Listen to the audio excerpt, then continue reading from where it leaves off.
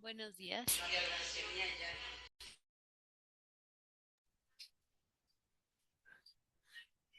Buenos días. Agradecemos el conectarse a esta capacitación por parte del Programa de Salud Materna y Perinatal y también del Departamento de Salud Reproductiva del doctor Ricardo Vega Mastranzo para dar la capacitación de VIH y embarazo.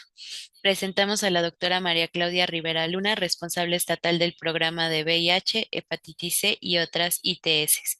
Muchas gracias, doctora, por acompañarnos y bienvenida.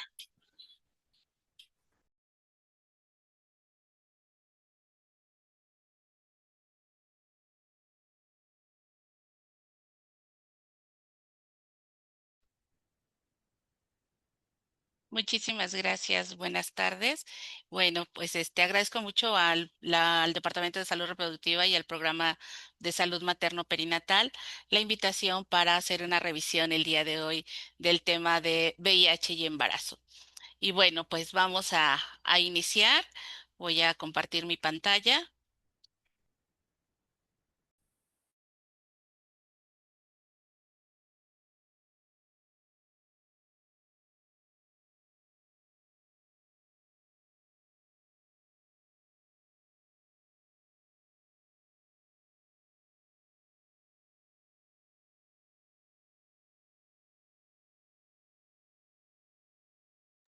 Ok, si son tan amables de indicarme si ya se ve. Bueno, muchísimas gracias. Pues vamos a iniciar hoy con esta revisión de este tema. Y bueno, es importante considerar hoy en día que la infección por el VIH ha pasado a considerarse como una infección crónica que, oye, precisamente se trata de lograr el control total de esta infección, tanto a nivel mundial como en casos particulares. Sin embargo, a pesar de ello, la transmisión vertical del VIH sigue siendo un reto en muchos lugares del mundo y de manera particular para aquellos países de ingresos medios y bajos, la transmisión perinatal del VIH sigue sucediendo, a pesar de que ya no debiera ser y de que hace más de 10 años que tenemos una meta de cero casos de transmisión vertical. Desafortunadamente, hay regiones del mundo y nuestro país está incluido y también nuestro estado que siguen presentando casos de transmisión perinatal del VIH. Por eso es que hoy estamos revisando precisamente este tema. Algo que es importante comentar con respecto a la infección por el VIH es que hoy hemos avanzado y sabemos que la infección por el VIH está provocada por un retrovirus, el virus de inmunodeficiencia humana, que este virus pertenece precisamente a los retrovirus porque tiene la capacidad de replicarse a partir de RNA, ¿no? Y utilizar el DNA de su huésped para lograr esta replicación. Además de que de manera particular provoca una inmunodeficiencia. Precisamente por eso el síndrome en la fase avanzada se llama síndrome de inmunodeficiencia adquirida, porque existen otras inmunodeficiencias que son de carácter congénito, hereditario, pero en el caso del VIH provocan una inmunodeficiencia, la induce y por lo tanto se considera adquirida.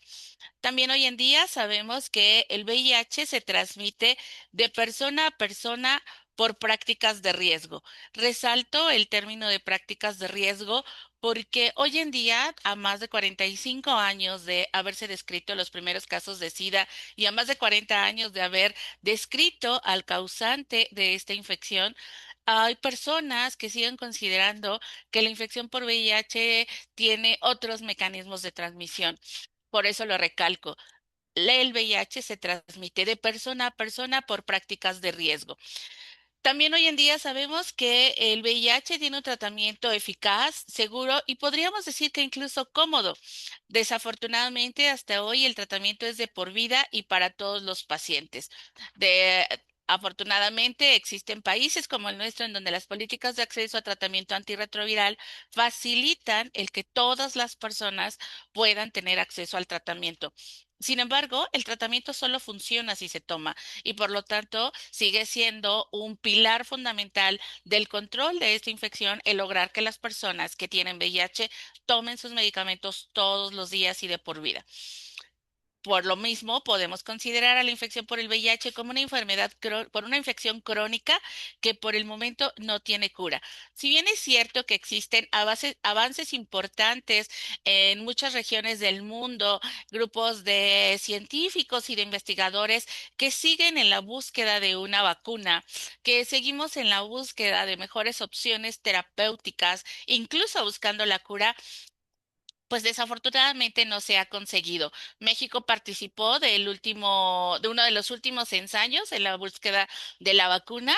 Desafortunadamente hace 2 años pues se quedó en el camino, ¿no? Entonces, pues por eso es importante considerar que a pesar de ser una epidemia que digamos es relativamente joven, y es una de las epidemias que más vidas ha costado en los últimos 45 años, pues se ha avanzado de manera como muy importante. ¿Qué podemos recordar y tomar en cuenta en nuestro país de manera particular? Una, que existe una normativa, existe todo un marco normativo que nos permite, por un lado, saber cuáles son las acciones, las directrices, hacia dónde vamos en materia del control de la infección por el VIH. Tenemos una norma 010 específica que no tiene mucho, que se actualizó desde las normas recientemente actualizadas y que nos marca una referencia integral para la atención, resalta de manera importante y sigue mencionando el aspecto de la confidencialidad y los derechos humanos para las personas que viven con VIH en México. ¿Por qué resalto esto? Porque a pesar de que tenemos más de 45 años que se describió esta patología, desafortunadamente las personas que viven con VIH en algunas regiones, en algunos lugares, siguen viviendo estigma, discriminación y algo muy importante, violación de la confidencialidad. Por eso es que la norma, a pesar de sus antecedentes y de sus actualizaciones, sigue marcando de manera o resaltando de manera importante la confidencialidad y la atención en un marco de derechos humanos. También hoy en día la guía, la última guía, hace referencia a tomar en cuenta el diagnóstico universal. Por eso es que una de las prioridades en la política actual en salud pública para el control de la infección por el VIH establece un término, universalización de la prueba, es decir, ampliar el acceso a pruebas de detección en todos los niveles de atención como primer paso hacia el control. De tal manera que hoy debería de ser posible que todas las unidades de salud contaran con pruebas para el tamizaje de VIH y no solo esperar a la solicitud de los usuarios, sino ofertar de manera sistemática la detección de VIH y de manera particular en el caso de las personas embarazadas. Algo que también en esta prioridad nacional se establece en la norma oficial y además en la guía es lograr como meta terapéutica la carga viral indetectable. Actualmente tenemos un concepto internacional relacionado con la carga viral que establece que las personas que son indetectables, que se mantienen indetectables, es decir, con una carga viral por debajo del nivel de identificación en los aparatos que cuentan carga viral, podemos cortar la cadena de transmisión, porque una persona que es indetectable de manera permanente, esa persona es intransmisible, es decir, no transmite la infección. Y por eso es que son de los marcos de referencia de la norma. Algo muy importante es que no podemos saber de qué tamaño es el problema si no lo medimos. Y por eso siempre en toda sesión tendremos que hablar un poco de los números, de la data con respecto a la infección por el VIH. Y para entrar a hablar de el marco de referencia, los datos en materia de la infección por VIH, va a ser súper importante tomar en cuenta el mensaje de ONUCIDA en el 2025. Como ustedes saben, el 1 de diciembre de cada año conmemoramos el Día Mundial del SIDA. Y se ha denominado Día Mundial del SIDA precisamente porque en los primeros años el 80% de las personas morían por SIDA, ¿no? Entonces, de tal manera que al instituir este día conmemorativo, tratamos los países, todo el mundo, de unirse, por un lado, en recordar cuáles son los avances que se han tenido en la infección, pero por otro lado, identificar de manera prioritaria las brechas, las barreras y todo ese camino que nos falta por andar. Para el año 2025, este fue el lema del Día Mundial, superar las disrupciones, es decir, todas esas situaciones que se vuelven una barrera para el control de esta infección, de tal manera que para poder superar todas estas disrupciones, para poder superar todas estas situaciones, es necesario transformar la respuesta al SIDA, porque desafortunadamente hay personas que siguen muriendo de SIDA. Ah. ¿Y qué pasa con estos datos a nivel mundial? Bueno, en el mundo menciona el ONUCIDA, el Organismo Internacional de las Naciones Unidas, con respecto al ritmo que está en el que está la epidemia actualmente, es que se ha ralentizado, es decir, cada vez son menos las nuevas infecciones. Sin embargo, a pesar de que sí es cierto que hay una disminución en el número de nuevas infecciones por año, no hemos logrado los avances esperados o planteados en algunos otros momentos en el año 2000, en el año 2020, de tal manera que se van reduciendo las nuevas infecciones, se va aumentando el acceso a tratamiento, van disminuyendo el número de muertes relacionadas con el SIDA. Sin embargo, hay que fortalecer esta respuesta. Actualmente, según estos datos, aproximadamente 40.8 millones de personas viven con VIH en el mundo. Si nosotros pudiéramos ver la data a lo largo de estos 40, más de 45 años, podríamos identificar que un número equivalente de personas, es decir, alrededor de 40 millones de personas, también han muerto por causas asociadas a la infección avanzada de VIH. Y pues definitivamente, aunque estemos hablando de una política internacional que aspira a no tener más muertes asociadas a complicaciones de la infección por el VIH o asociadas a la fase de SIDA, aún hay personas que siguen muriendo. Para el año 2025, 1.3 millones de personas adquirieron, el informe 2025 dice que para el 2024, 1.3 millones de personas adquirieron la infección y 9.2 millones de personas no tienen acceso a tratamiento antirretroviral. Cuando se hacen estos cálculos y estas estimaciones de este 9.2 millones de personas que no tienen acceso a tratamiento antirretroviral, regularmente son por dos condiciones, o porque son países de muy bajos ingresos. La mayoría de las personas que no tienen acceso a tratamiento antirretroviral se encuentran en el África subsahariana, pero también están dentro de ese número de personas que no tienen acceso a tratamiento las personas que no han sido diagnosticadas. ¿Por qué cobra relevancia cuando hablamos de embarazo y VIH? Porque dentro de esas personas que no han sido diagnosticadas con la infección, a las mujeres en edad fértil cobran particular importancia a la hora de que hablamos de transmisión perinatal de VIH, porque una mujer que nunca, que está en edad fértil, que está en posibilidad de tener un embarazo y que nunca se ha hecho una prueba de VIH, pues no sabe cómo está. Y si durante el asesoramiento prenatal, durante el embarazo, no recibe consejería o asesoría para hacerse una prueba de VIH, muy posiblemente son las personas que en algún momento van a transmitir VIH a sus hijas o hijos y que posiblemente lleguemos a diagnósticos tardíos de transmisión perinatal de VIH. Con respecto a América Latina, para finales del 2024 se estimó que aproximadamente 120.000 personas contrajeron el VIH, que 2.5 millones estaban viviendo con VIH y 27.000 personas murieron por enfermedades relacionadas con el SIDA. Solo el 71% de las personas en América Latina que se estima viven con VIH están en tratamiento antirretroviral. Y la razón es esta misma, ¿no? Muchas de estas personas no han sido diagnosticadas, no saben que tienen VIH y por lo tanto no reciben tratamiento. Si bien nosotros podemos ver en esta curva cómo han ido las nuevas infecciones en Latinoamérica, nosotros podemos observar los primeros años que, bueno, evidentemente teníamos una meseta. Sin embargo, el incremento en las detecciones dio este aumento importante en la curva en los siguientes años.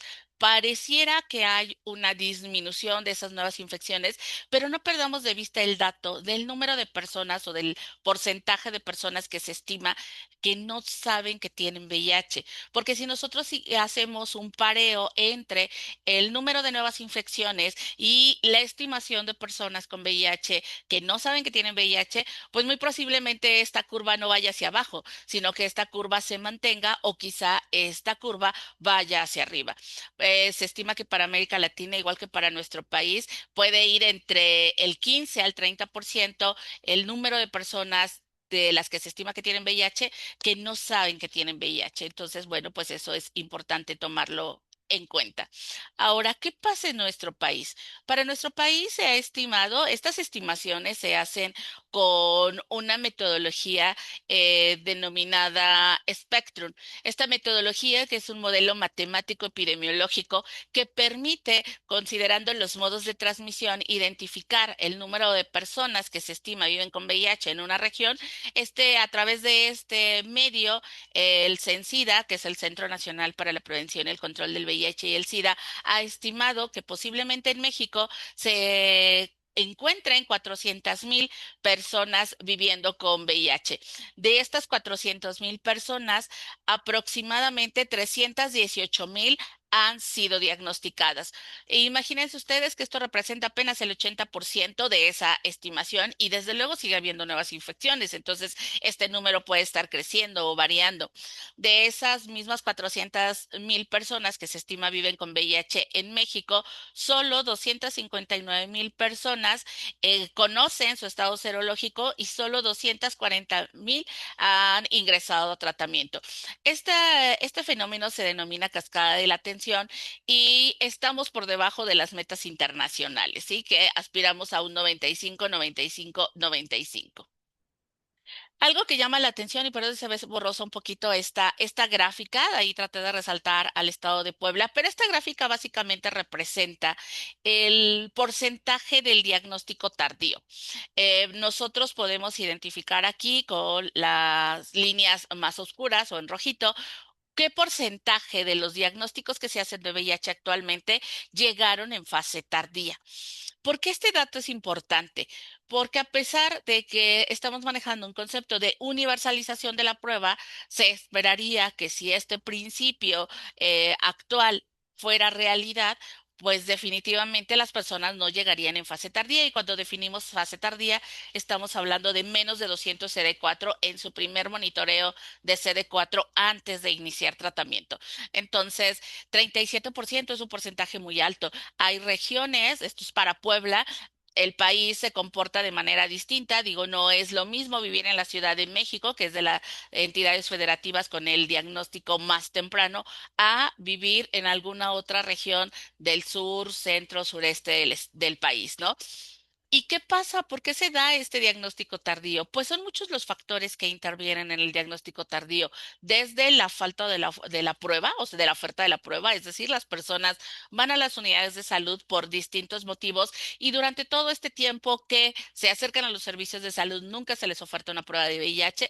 Desde luego también está la concepción de las personas de que pues no tienen riesgo de tener VIH, ¿no? Entonces, cuando se les oferta una prueba, dicen, no, yo no la necesito. Y por otro lado está prevalece el estigma y la discriminación, de tal suerte que hay personas que saben que tienen prácticas de alto riesgo, que saben que posiblemente pudieran haber adquirido VIH, sin embargo, prevalece en su pensamiento el estigma y la discriminación. Y prefieren, o literalmente lo dicen, prefiero no saber. De tal suerte que son distintas las barreras que hacen que sigamos teniendo este diagnóstico tan tardío.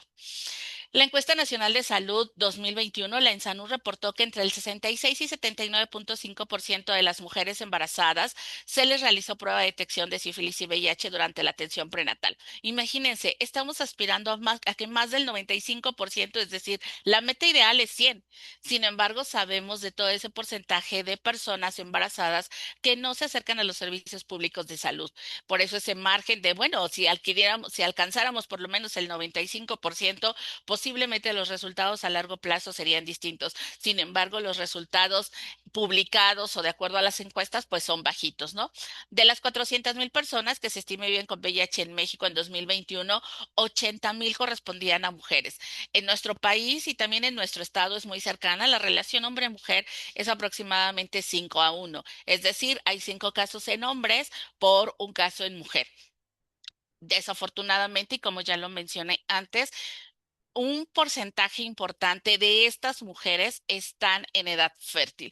Entonces, si las mujeres en edad fértil no saben que tienen VIH y se embarazan, pues existe muy alto riesgo de que haya casos de transmisión perinatal de VIH. Ahora, ¿qué pasa con la transmisión vertical en el estado de Puebla? Si ustedes ven esta gráfica, pues es un fenómeno totalmente descontrolado. Cuando nosotros tenemos este comportamiento en el que sube, baja, en realidad es un fenómeno que no está controlado. Un año no tenemos ninguno y el próximo año tenemos 5 cuando no deberíamos de tener ninguno nunca, ¿no? Y desafortunadamente cuando diagnosticamos a los niños, niñas con VIH, regularmente o están en fase avanzada o han pasado varios años, a pesar de que la literatura dice que los casos de transmisión o la transmisión vertical del VIH se diagnostica regularmente antes de que los menores logren alcanzar los 5 años de vida. En el estado de Puebla hemos tenido casos de menores de más de 5 años, es decir, cuando los estamos diagnosticando, eso refleja lo que se dejó de hacer 3, 4, 5, 6, 7, 8 y el diagnóstico más tardío que hemos tenido es un menor de 9 años, ¿no?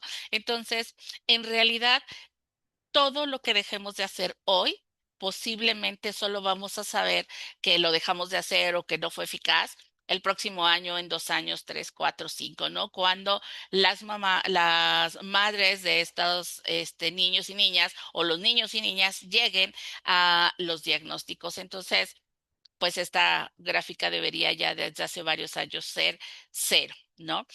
Y recordando un poco, porque siempre vale la pena reiterar el tema de cómo se transmite y por qué es tan importante tener claro los mecanismos de eh, replicación del virus, de la transmisión, de la infección. Entonces, vamos a recordar un poquito de cómo se da esta infección. Y primero que nada, al día de hoy, 3 de junio, 12 horas del día, México, el, no hay otros mecanismos de transmisión identificados.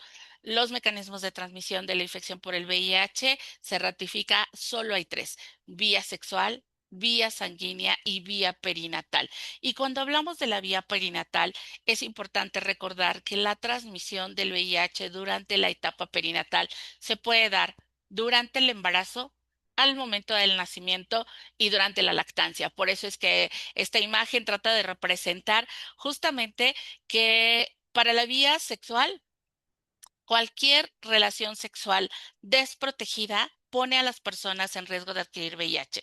No importa si las relaciones sexuales son entre personas que se asumen heterosexuales, homosexuales, bisexuales, las relaciones sexuales sin protección ponen en riesgo de adquirir VIH. Sin embargo, no es lo mismo la exposición sexual en una relación sexual, por ejemplo, pene-vagina, que en donde no hay protección, que en una relación sexual pene-ano. La relación sexual anal es una relación sexual que tiene mucho mayor riesgo de que haya transmisión en caso de que, por ejemplo, la persona con pene tenga VIH y la persona que en ese momento está siendo receptiva por región anal no tuviera VIH. La persona receptiva tiene mucho, mucho más alto riesgo de adquirir la infección. Una, por el mecanismo, la cantidad de virus que puede haber en una eyaculación, más el riesgo de que existan lesiones durante la penetración anal. Y si no hay protección, esta es una de las prácticas de más alto riesgo, ¿no? Las relaciones sexuales anales y representan mayor riesgo para la persona receptiva. No es lo mismo la relación sexual oral, ¿no? No es lo mismo la relación sexual desprotegida entre mujeres que tienen sexo, no es lo mismo la relación sexual entre hombres que tienen sexo con hombres. Entonces, es importante identificar las prácticas de riesgo. Por otro lado, para el caso de la vía sanguínea, hoy en día, a pesar de que algunos documentos, claro que lo siguen estipulando, porque no en todos los países hay políticas tan estrictas con respecto a la donación sanguínea, en nuestro país prácticamente la transmisión sanguínea por donación prácticamente no existe. De hecho, sería un motivo de una vigilancia, una búsqueda e indagatoria epidemiológica muy importante, la sospecha de transmisión de VIH por transfusión sanguínea. Entonces, esta prácticamente se menciona como de carácter informativo, pero hoy en la vía sanguínea el factor de riesgo más importante es el consumo de sustancias. Por eso pongo ahí esa imagen con esa jeringuita, porque ha habido un incremento muy importante de la epidemia del consumo de sustancias, sobre todo de heroína, del consumo de sustancias como cristal adaptado a inyectarlo, y cada vez son más las mujeres también que consumen sustancias, de tal suerte que mujeres que consumen sustancias, que están en etapa reproductiva, que si no reciben la información adecuada, intercambian jeringas y tienen altísimo riesgo de adquirir VIH y además hepatitis C, hepatitis B, ¿no? Entonces, hoy en día el factor más importante de la vía sanguínea, pues, es el consumo de sustancias por vía inyectada. Y no quiero dejar de mencionar, aunque no es estadísticamente hablando, no es tan importante, desde luego los accidentes con punzocortantes, que eso incluye a las personas que tienen una actividad laboral que incluye el manejo de agujas y jeringas o objetos punzocortantes que entran en contacto con la sangre de otras personas. Sí, también el riesgo laboral existe, pero algo muy importante es que ya diversos estudios publicados reportan que el personal de salud que tiene este riesgo por el manejo de objetos punzocortantes, en realidad su riesgo más importante para adquirir VIH no es el manejo de objetos punzocortantes, sino su propia vida sexual. Y entonces finalmente en la vía perinatal, una vez que una mujer que tiene VIH no sabe que tiene VIH y no es diagnosticada durante el embarazo, durante el evento obstétrico, durante la lactancia, tiene riesgo de transmitir VIH al producto, a la persona recién nacida, ya sea durante el embarazo, durante el nacimiento o durante la lactancia. Y para poder entender la urgencia, sobre todo a la hora que pensamos en una mujer que identificamos con una prueba reactiva de VIH en el evento obstétrico, es importante recordar cómo se da y trataré de explicar esta lámina de la manera más sencilla posible, en donde nosotros tenemos a una persona que tiene una práctica de riesgo, puede ser una relación sexual desprotegida, una mujer con una relación sexual desprotegida, con un hombre que tiene VIH, que no está en tratamiento o que no sabe que tiene VIH y le transmite la infección, ¿no? Entonces nosotros vamos a ver acá, esta es una representación gráfica del virus y el virus lo que va a hacer es tratar de identificar de primera mano a unas células muy específicas del sistema inmunitario, los linfocitos TCD4. Va a tratar de identificarlos y va a buscar un receptor específico para fijarse a este linfocito CD4.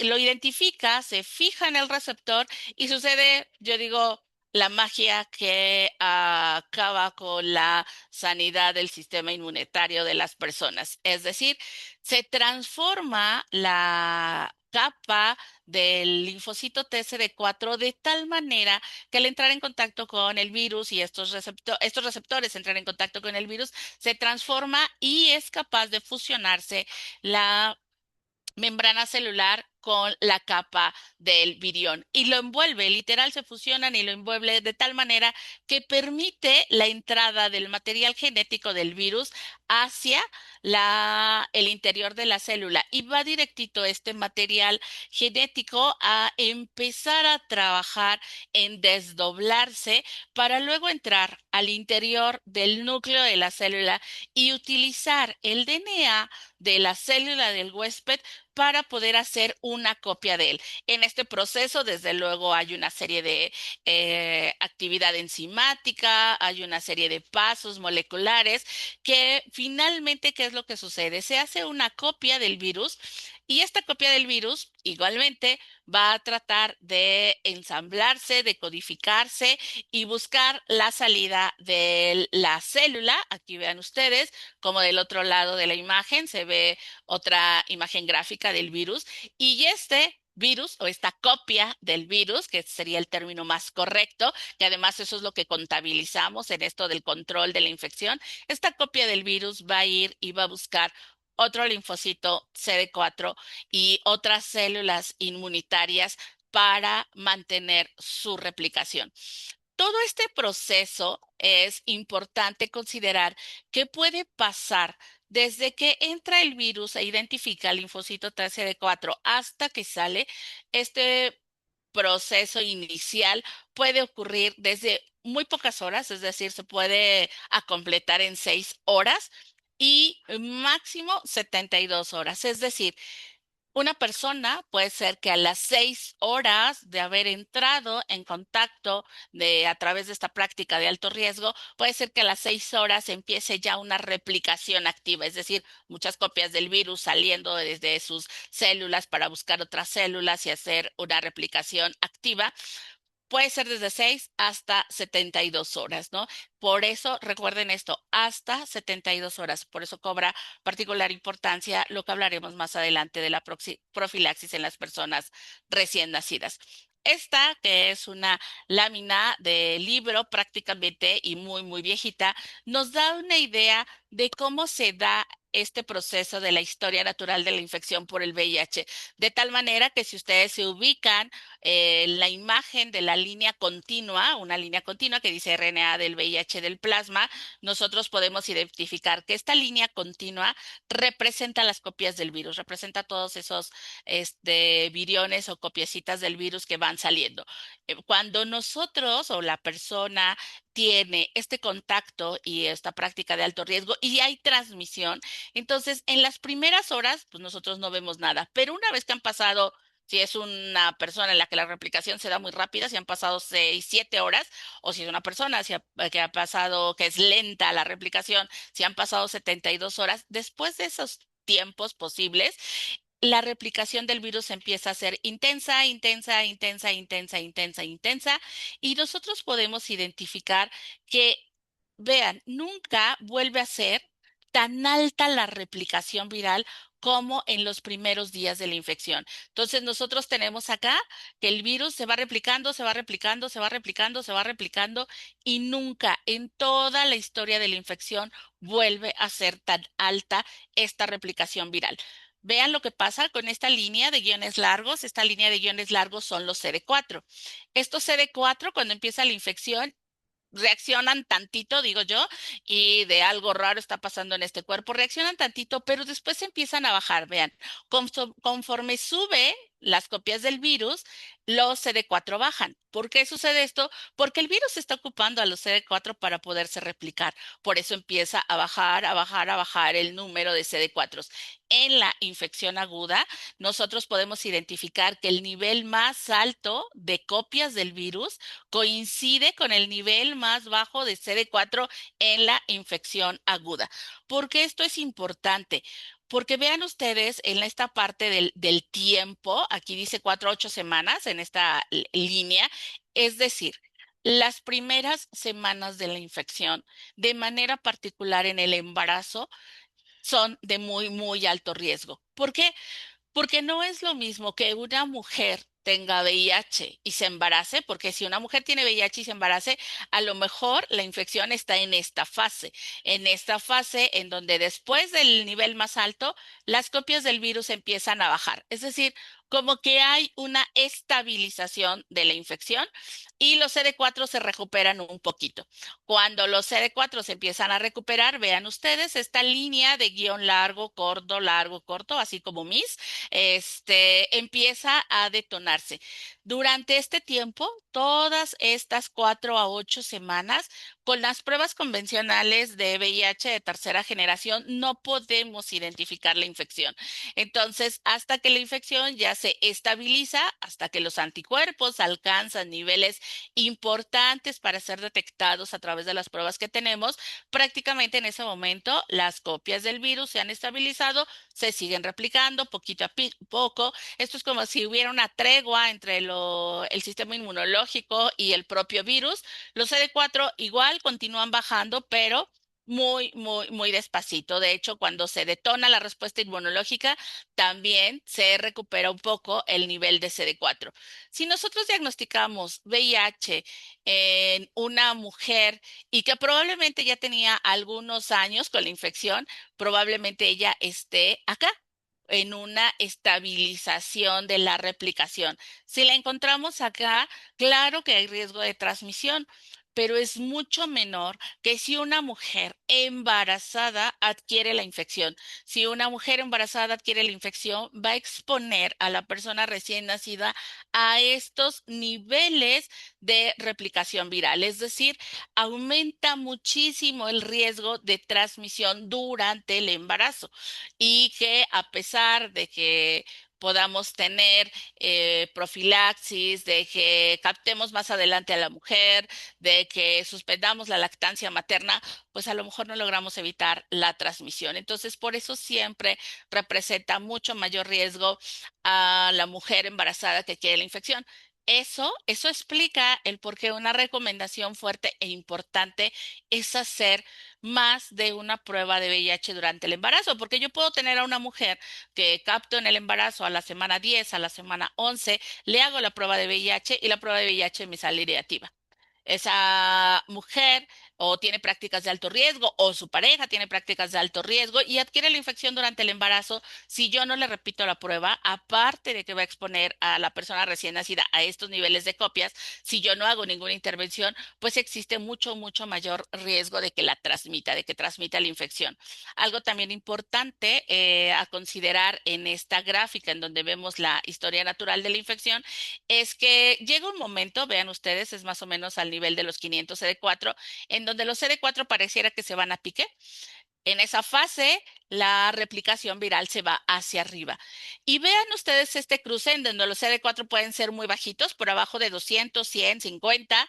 La carga viral muy alta, podemos estar hablando incluso de millones de copias del virus por mililitro de sangre. Los anticuerpos bajan. Esta fase en particular, la que ustedes pudieran identificar en este triángulo, es una fase muy complicada del diagnóstico, porque como los anticuerpos se van hacia abajo, existe la probabilidad de tener pruebas discordantes, pruebas que nos salga una reactiva que no se puede leer bien, que es así como que nos queda la duda.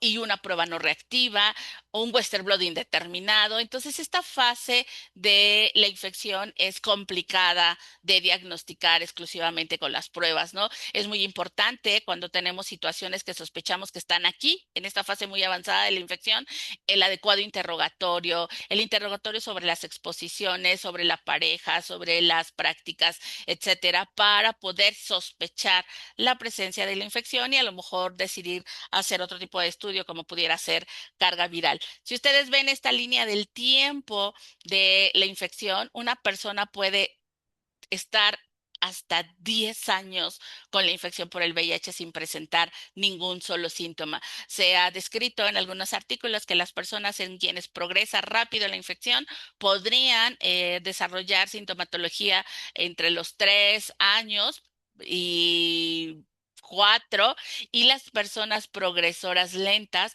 podrían tardar más de 10 años en presentar alguna situación. Entonces, que le pudiera hacer pensar en en la infección por el VIH. Por eso es tan importante el universalizar la prueba de detección. Y bueno, y algo como resumen de esta historia natural de la infección es que tenemos como personal de salud tener muy presente utilizar el lenguaje correcto, el lenguaje adecuado cuando nos referimos a la infección por el VIH. Tener muy claro que nosotros solo vamos a hablar de contexto de SIDA cuando realmente estemos ante un escenario de fase avanzada de la infección por VIH. Si nosotros vemos en esta gráfica o en esta representación, en la fase avanzada de la infección por el VIH, es decir, la fase de síndrome de inmunodeficiencia adquirida, en esta representación de los circulitos azules y rojos, nosotros estamos representando en los circulitos rojos la carga viral y del otro lado los CD4. Prácticamente en una fase avanzada los CD4 se han ido a pique, han desaparecido prácticamente y la replicación viral se da muy, muy alta. Hoy en día nosotros definimos a la infección por VIH como una infección crónica que puede ser tratada. Las personas no deberían llegar a la fase de SIDA. Las personas diagnosticadas a tiempo y con tratamiento permanente no desarrollan la fase avanzada. Es más, ante este escenario, hablamos de que ninguna persona debería morir por causas de SIDA. Ninguna persona debería desarrollar SIDA, pero esto va a depender de que hagamos diagnóstico oportuno de la infección, de que incorporemos a las personas a tratamiento y se mantengan en tratamiento, ¿no? Entonces, estas son las dos fases dentro de la historia natural de la infección por VIH y la fase avanzada que denominamos síndrome de inmunodeficiencia adquirida y que pues de alguna manera es importante decir que ya no debería de existir, ¿no? Por otro lado, nada más recordando, el SIDA no se transmite. Algo muy importante es que el personal de salud utilicemos el lenguaje correcto y que tratemos de eliminar la palabra contagio. El VIH no se contagia, el VIH se transmite. La COVID sí se contagia, la tuberculosis sí se contagia. Las personas no tendríamos que hacer nada si estamos en una sala en donde hay una persona con una tuberculosis pulmonar bacilífera y tose. Posiblemente yo lo único que tendría que hacer es estar parada a unos em, metros de ella y posiblemente adquiriría tuberculosis. Si una persona junto a mí se sienta y tiene VIH, no pasará absolutamente nada si yo no tengo una práctica de alto riesgo con esta persona. Entonces, ir reforzando que la denominación correcta es transmisión del VIH, no contagio, y por otro lado, que lo que se transmite es el VIH, el SIDA no. Todavía hay personal de salud que dice contagio de SIDA, o sea, es una barbaridad, ni se contagia el VIH y mucho menos el SIDA, ¿no? Entonces, para tomarlo en cuenta, para ir avanzando, no solo el personal de salud, sino también la población, denominarlo de manera correcta. Ahora, ¿qué factores son importantes cuando hablamos de transmisión de VIH durante el embarazo o transmisión perinatal del VIH? Es importante recordar que van a jugar o sí, van a tener un papel o van a jugar un papel importante diversos factores. Por un lado, los factores virales, es decir, no es lo mismo lo que ya explicaba en la historia natural de la infección, no es lo mismo que tengamos una mujer con VIH que se embaraza, en donde posiblemente la exposición a copias del virus que la persona recién nacida o que el producto va a tener es menor a una mujer embarazada que adquiere VIH y va a exponer al producto a muchas, muchas copias del virus, ¿no? Entonces, la carga viral es un factor importante en el riesgo de transmisión. Por otro lado, va a haber otros factores del huésped que pueden estar involucrados en esa transmisión del VIH.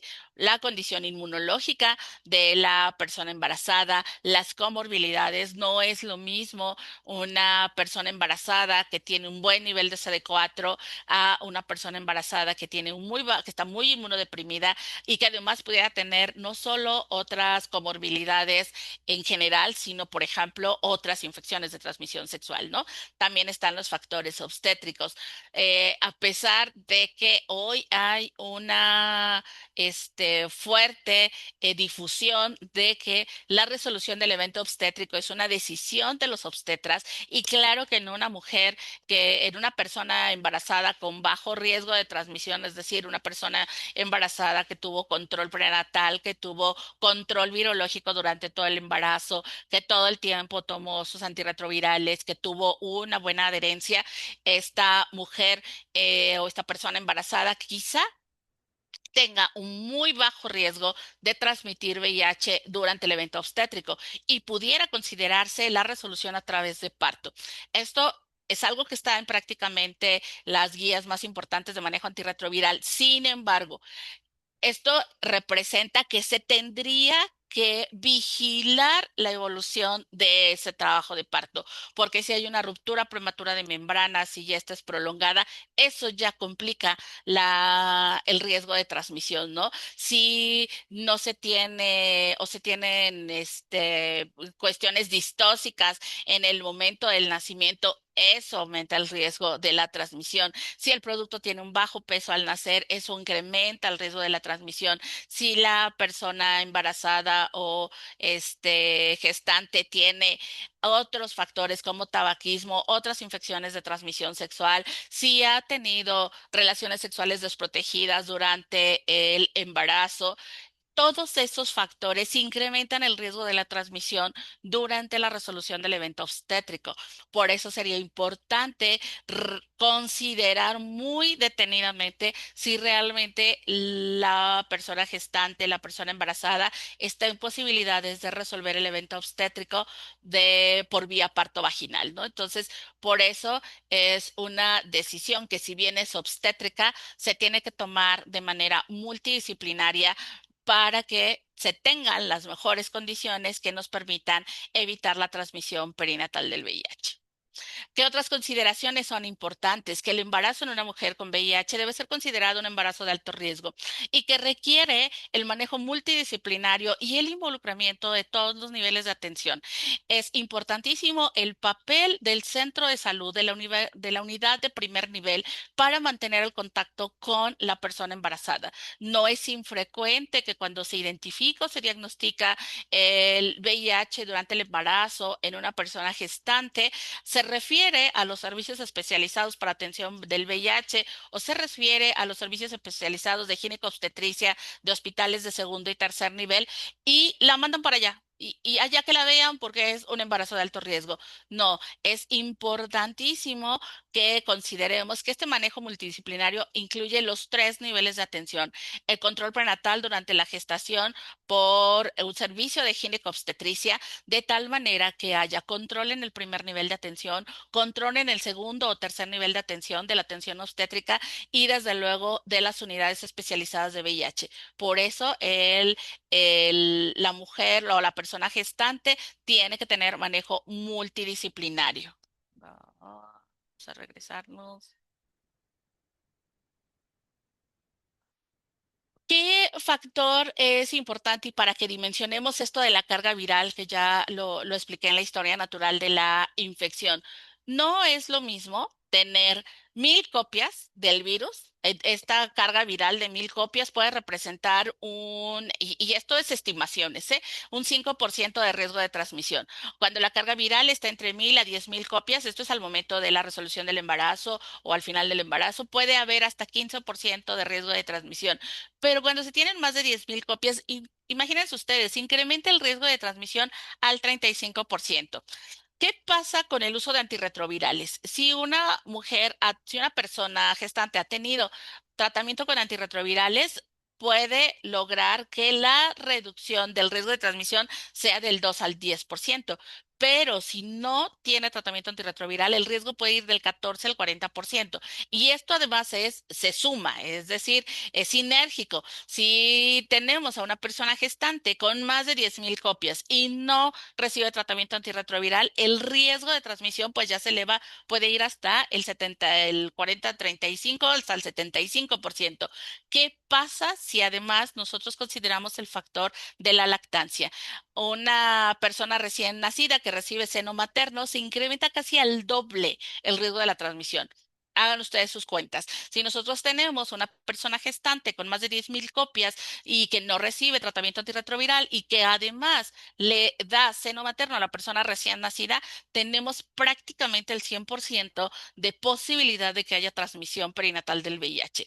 Estos porcentajes van variando, por eso incluso aunque yo capte a la persona gestante al final del embarazo, el inicio del tratamiento antirretroviral se vuelve una urgencia, porque eso va a ayudar a disminuir la carga viral. Es más, tenemos hoy en día esquemas antirretrovirales que prácticamente en 10 días, si una mujer tiene entre 1.000 a 10.000 copias, en 10 o 20 días se puede hacer indetectable, ¿no? Y eso desde luego reduce mucho el riesgo de transmisión al momento de la resolución del evento obstétrico. Si nosotros logramos que todas las mujeres que tienen VIH, que resuelven su evento obstétrico, logremos que las personas recién nacidas tengan acceso a sucedáneos de leche, eso va a contribuir a disminuir el riesgo de transmisión. Entonces, todos estos factores juegan a la hora de la transmisión perinatal del VIH.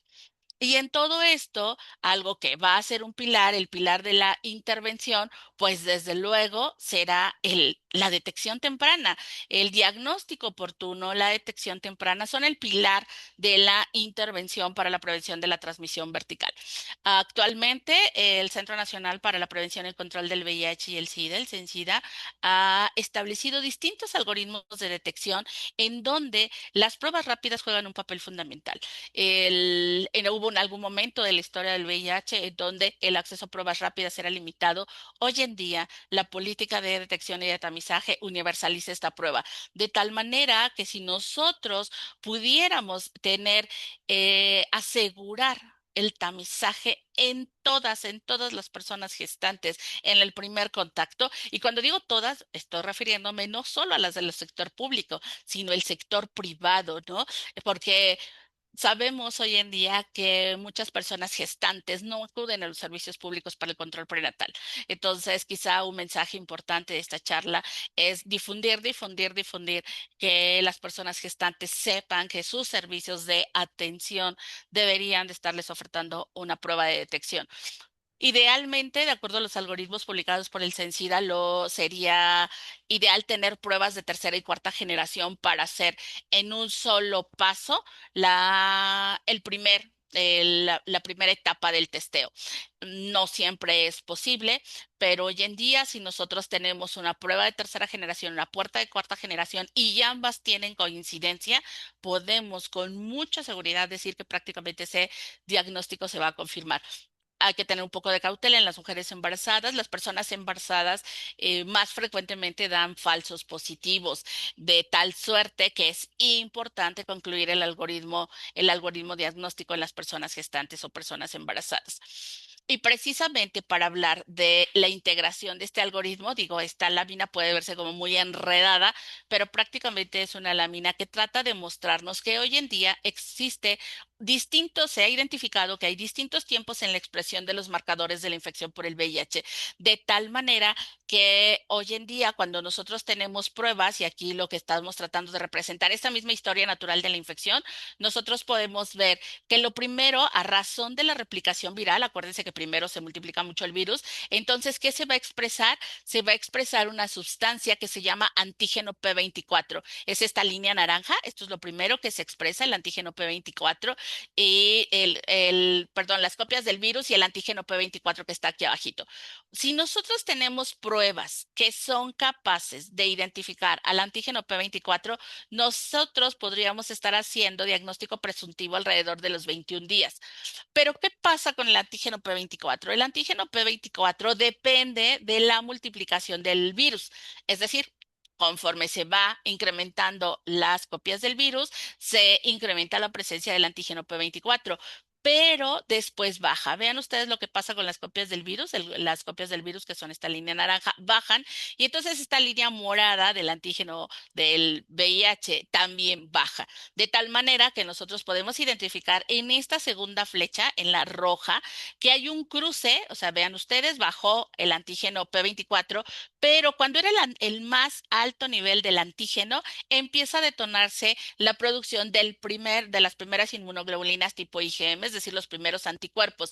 Cuando nosotros tenemos pruebas de tercera generación capaces de identificar anticuerpos tipo IgM y anticuerpos tipo IgG, pues es ideal el algoritmo que veíamos en la lámina anterior, porque si yo no logro identificar o no hay una buena producción de antígeno, puede ser que ya se esté produciendo el anticuerpo tipo IgM, y si pesco la infección en esta fase como muy complicada, si yo tengo pruebas de tercera generación capaces de identificar a anticuerpos tipo IgM y pruebas capaces de identificar al antígeno para el VIH, pues yo puedo hacer un diagnóstico presuntivo mucho más certero. El punto crítico está cuando la expresión del antígeno viene para abajo y la expresión de los anticuerpos apenas va para arriba. Es decir, como por esta fase, por ahí de los 25 días, 30 días, se vuelve difícil el diagnóstico. Pues las pruebas que de tercera generación capaces de identificar anticuerpos tipo IgM y tipo IgG son capaces de identificar estos anticuerpos entre los 28 a los 45 días. Prácticamente, si nosotros vemos qué pasa con los anticuerpos ya del GAC, es decir, de estos anticuerpos que además son la mayoría tipo inmunoglobulinas tipo IgG, nosotros vemos que estas se expresan o alcanzan su máxima expresión alrededor de los 60-90 días. En esta etapa, una prueba de tercera generación que solo es capaz de identificar anticuerpos tipo IgG, pues también nos da reactividad. De hecho, aquí ustedes pueden ver que cuando la infección está totalmente instalada, prácticamente no hay expresión del antígeno de VIH, ¿no? Entonces, para el diagnóstico tanto de la infección aguda como en situaciones complejas como puede ser el embarazo, es importante tomar en cuenta qué tipo de prueba estoy haciendo, es importante tomar en cuenta las prácticas de la persona gestante, es importante tomar en cuenta el riesgo que tiene de confirmarse en caso de que la prueba haya sido reactiva a cualquiera de los marcadores de la infección por el VIH. Luego, entonces, resumiendo un poquito, lo ideal es que durante la detección del tamizaje nosotros pudiéramos tener los distintos tipos de prueba, de tal suerte que nosotros hoy podemos hablar que el diagnóstico de la infección por el VIH puede tener un periodo de ventana que va desde los 21 días hasta los 3 meses, y que es importante identificar claramente qué tipo de prueba estoy utilizando, qué riesgo existe de que ese diagnóstico se confirme, y pues todos los factores epidemiológicos o todo lo que tenga que ver con las prácticas de la persona gestante. A la hora de que hablamos de embarazo y VIH, debemos identificar claramente acciones y situaciones urgentes, porque lo ideal sería que pudiéramos identificar a todas las personas gestantes con VIH en el primer trimestre del embarazo. Sin embargo, como esto no sucede siempre, entonces es intensificar el tamizaje, la detección de VIH, sí temprana, pero además repetida, ¿sí? Idealmente, primer trimestre, tercer trimestre, y si los recursos los dieran, pues primero, segundo y tercer trimestre, ¿no? Y al momento de la resolución del embarazo. Hemos tenido casos de personas que se confirman el diagnóstico de la infección por VIH en el momento de la resolución del evento obstétrico, teniendo previamente pruebas de VIH negativas, ¿no? Y las personas no presentan datos de una infección avanzada, es decir, lo más seguro es que efectivamente en su primera evaluación estaban negativas, ¿no? Entonces, sí es importante el considerar el repetir las pruebas y hacer pruebas. Esto creo que es algo que ya no debería de entrar en duda, repetir o hacer prueba de VIH en toda la resolución de los eventos obstétricos. Desde luego, mejorar la vigilancia epidemiológica, incluyendo la notificación. Y cuando hablamos de la notificación, es la notificación inmediata, inmediata a los siguientes niveles de decisión para actuar de la manera más rápida posible. Se recomienda, lo recomiendan las guías, lo recomienda la norma, el rastreo de los contactos, respetando confidencialidad. ¿Esto qué quiere decir? Si la persona gestante no me quiere decir sus contactos ni los datos de sus contactos, no puedo hacer más que hacerle recomendaciones con respecto a lo importante que es informar a su pareja, parejas, que la situación con respecto a la infección de VIH, ¿no? La persona decidirá si lo hace o no lo hace, pero no podemos ni condicionar los servicios, ni coercionar a las personas para que nos digan los nombres o los datos de sus contactos. Podemos más bien sensibilizarla sobre la importancia que tiene, ¿no? Y pues desde luego analizar los fallos en la cadena de atención. Es importante promover una respuesta integral de salud pública conceptualizando no solo el VIH. La sífilis congénita es una situación que puede ir pareada con VIH. Es decir, las personas gestantes que tienen VIH también tienen probabilidad de tener otras ITS y entre ellas la que nos puede debemos considerar de manera particular porque podemos hacer algo es la sífilis. La sífilis adquirida se puede tratar durante el embarazo y la sífilis congénita se puede también tratar para evitar complicaciones o situaciones que puedan incluso crear o generar discapacidad en las personas producto de personas gestantes con sífilis. Dentro de las recomendaciones universales para tomarlas en cuenta en las políticas públicas para el control de la transmisión perinatal del VIH, el tratamiento antirretroviral altamente activo está indicado en todas las personas gestantes, independientemente del número de linfocitos CD4. Es aún sorprendente que haya personas, acabamos de tener un caso de una persona gestante que se atendía en medio privado, un sector privado no especializado en atención para VIH y que otorgó tratamiento antirretroviral no completo, pero además también se han tenido casos de personas que personal de salud les dice que pues vean la cajita de los antirretrovirales y que son de riesgo para las mujeres embarazadas, ¿no? Entonces, eso es una leyenda de todos los fármacos con respecto al cuidado que se debe tener del uso de fármacos en personas gestantes. Pero definitivamente el tratamiento antirretroviral está recomendado en personas gestantes. En personas con diagnóstico de infección por VIH que se encuentran recibiendo tratamiento antirretroviral y con carga viral de VIH indetectable al momento de diagnosticar el embarazo, la recomendación actual es dar continuidad al esquema de tratamiento que tiene y continuar con la consejería. Es importante recalcar siempre en la persona gestante que independientemente de las recomendaciones, los consejos que puede tener dentro de su núcleo de apoyo de las personas cercanas a ella, por nada suspenda el tratamiento antirretroviral. Hoy en día el tratamiento antirretroviral ha evolucionado de manera impresionante. Mucho digo, esto no es indispensable que todos lo dominen, pero en esto que yo les decía de identificamos recientemente un caso de una persona gestante que estuvo en control prenatal con unas instancias no necesariamente especializadas en la atención de VIH con tratamiento antirretroviral incompleto. Hoy en día las personas gestantes deben recibir un tratamiento, entre ellos forma parte de estos esquemas de tratamiento los fármacos denominados inhibidores de la integrasa. El más utilizado actualmente es el dolutegravir. Denme un segundito. ¿Me pueden prestar su cargador? Dice que se va a apagar.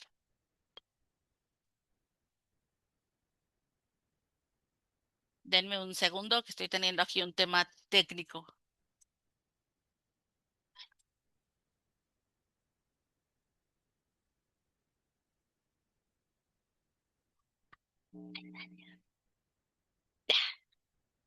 Muchas gracias. Eh, bueno, les comentaba, los inhibidores de la integrasa y ustedes podrían decir, bueno, ¿cómo yo puedo saber si de repente me encuentro una persona que está siendo tratada no en una unidad especializada de VIH? Actualmente el tratamiento, el esquema de tratamiento antirretroviral más frecuentemente usado en personas gestantes o embarazadas va a ser la combinación de tenofovir entricitabina más dolutegravir. En algunos casos puede ser que tengan el esquema de tratamiento con una combinación que comercialmente se llama Biktarvy, que contiene Victegravir. Este es un inhibidor de la integrasa. Entonces, un tratamiento completo es sumamente importante. Yo casi siempre les digo, si ustedes identifican que una persona está teniendo tratamiento en un sector privado, pues el tratamiento antirretroviral es de bastante alto costo, ¿no? Entonces, recomendarle y sensibilizarle de acudir a los servicios públicos de salud, ¿no? Todas las guías actualmente recomiendan el inicio prácticamente inmediato, ¿no? En el momento en el que se hace el diagnóstico. De hecho, nosotros, ahorita lo voy a ver más adelante mencionar, hemos intensificado el que todas las unidades de salud sepan que la identificación de mujeres o de personas gestantes con presunción de diagnóstico de VIH, dependiendo de las semanas de gestación, sean referidas o sean canalizadas a una unidad especializada de VIH para iniciar el tratamiento antirretroviral lo más pronto posible. Hemos iniciado tratamientos antirretrovirales en ocasiones incluso sin tener confirmación diagnóstica en personas gestantes, ¿no? Les tomamos todas las muestras basales para que tengamos justo el referente basal y posteriormente se inicia el tratamiento lo más pronto posible. Desde luego, el monitoreo de carga viral se vuelve fundamental en el control de las personas gestantes y además para la toma de decisiones al final del embarazo. Actualmente, lo que yo les mencionaba, los esquemas recomendados para el tratamiento antirretroviral en mujeres embarazadas, nosotros tenemos algo que llamamos esquema, columna vertebral del tratamiento. Esto no se lo tienen que aprender, esto está en la guía de manejo antirretroviral, pero además esto pues dejémoselo a los especialistas en VIH. Sin embargo, es importante saberlo. ¿Por qué?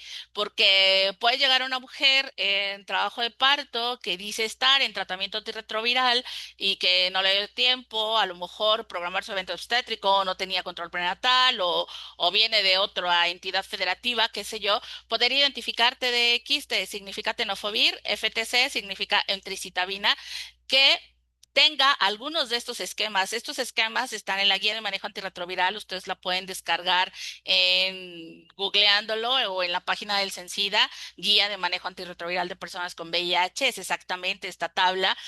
Y entonces vale la pena identificar qué estaba tomando esta mujer para saber si tiene un tratamiento completo, si no lo tenía. A veces les podemos preguntar qué era lo que estaba tomando. Entonces, ustedes lo pueden checar esto en la guía. Este esquema de tenofovir, citabina, dolutegravir es lo más frecuente, pero pues puede haber otros esquemas porque mucho va a depender de la historia de la infección por el VIH en estas personas gestantes, ¿no? Entonces, fundamental. Y hablando precisamente de este tema para personas gestantes que ya están en tratamiento antirretroviral, y que van a resolver evento obstétrico en cualquier unidad de segundo o tercer nivel, es fundamental identificar que al momento de la hospitalización llega con sus fármacos. No es posible que durante la atención del evento obstétrico las mujeres dejen o las personas dejen de tomar el tratamiento antirretroviral porque llegaron sin él, ¿no? Entonces, asegurarse los servicios de salud que cuando las personas gestantes llegan a resolución del evento obstétrico lleven sus medicamentos y los continúen tomando durante su estancia hospitalaria. Que es fundamental para los prestadores de servicios que atienden personas gestantes, identificar la situación. No es lo mismo una mujer, una persona gestante que llega en trabajo de parto, que hacemos interrogatorio, niega tener VIH o saberse con VIH, o una persona gestante que dice, yo ya sé que tengo VIH y suspendí tratamiento, o persona gestante que llega y dice, tengo VIH, no había estado en control prenatal, pero me atiendo en el Capacid o me atiendo en el SAI y esta es mi última carga viral y estos son los medicamentos que tomo. Es fundamental que los servicios de atención obstétrica identifiquen en la mujer embarazada en tratamiento antirretroviral si tiene carga viral indetectable, que llegue con sus medicamentos, saber si estuvo o no en control prenatal y preferentemente tener un evento obstétrico programado. Esto que está en este recuadrito sería lo ideal, ¿no? Que las personas gestantes estén identificadas, que esté identificado que tienen tratamiento antirretroviral, que lograron la indetectabilidad idealmente durante todo el embarazo, eso sería perfecto, y que llegan a hospitalizarse porque está programado su evento obstétrico. Eso debería pasar todo el tiempo. Desafortunadamente, todo el tiempo pasa lo contrario. Mujer, persona embarazada o mujer embarazada en trabajo de parto con prueba rápida de VIH reactiva sin antecedente de control prenatal, ¿no? Entonces, pues es importantísimo que los servicios de atención obstétrica identifiquen la situación. ¿Qué pasa cuando tenemos este segundo escenario, ¿no? Persona gestante, trabajo de parto, que su prueba de VIH sale reactiva y que puede haber dos escenarios, el decir, no, sí, yo ya sabía que tenía VIH y nunca fui a tratamiento, o yo ya sabía que tenía VIH y abandoné el tratamiento, ¿no? O no, nunca he tenido nada que ver, es más, ustedes están mal, ¿no? Es importantísimo como primera acción tomar muestras, asegurarse de tomar muestras para continuar con el algoritmo diagnóstico, pero la persona gestante reactiva prueba de VIH en trabajo de parto es de notificación inmediata a los siguientes niveles para toma de decisiones. Desafortunadamente, en entidades federativas como la nuestra, en donde tenemos más de 40 unidades que atienden eventos obstétricos, es prácticamente imposible tener profilaxis para personas recién nacidas o profilaxis intraparto en todas las unidades hospitalarias. Por eso la notificación inmediata es fundamental.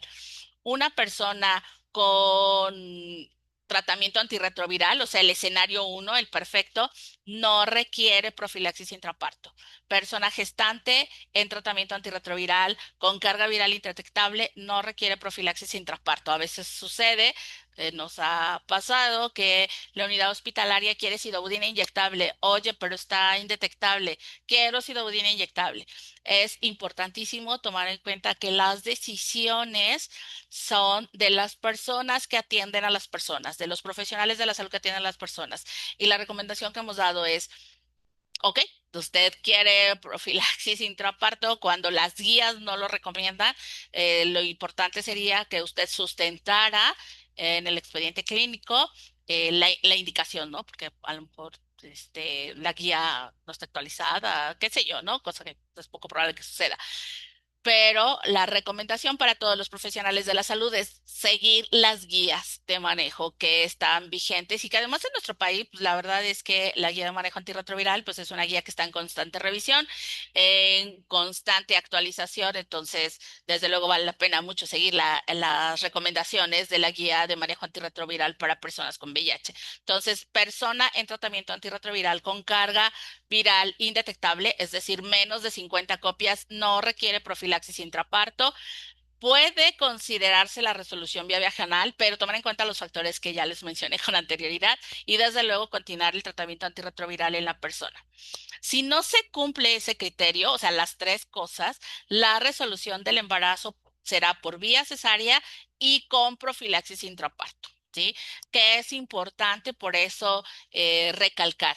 Las personas con VIH gestantes deberían de estar en control prenatal en una unidad capaz de resolver el evento obstétrico, tener un evento obstétrico programado y que ya sepa la unidad qué carga viral tiene, cuándo fue su última carga viral, cómo ha estado la toma de los medicamentos para que pueda tomar estas decisiones. Y desde luego hacer las evaluaciones pertinentes para que no se pretenda inducir una resolución del embarazo vía vaginal cuando quizás las condiciones obstétricas no nos den y se termine complicando con un parto distóxico o con un trabajo de parto prolongado, etcétera, porque todos estos factores incrementan el riesgo de la transmisión.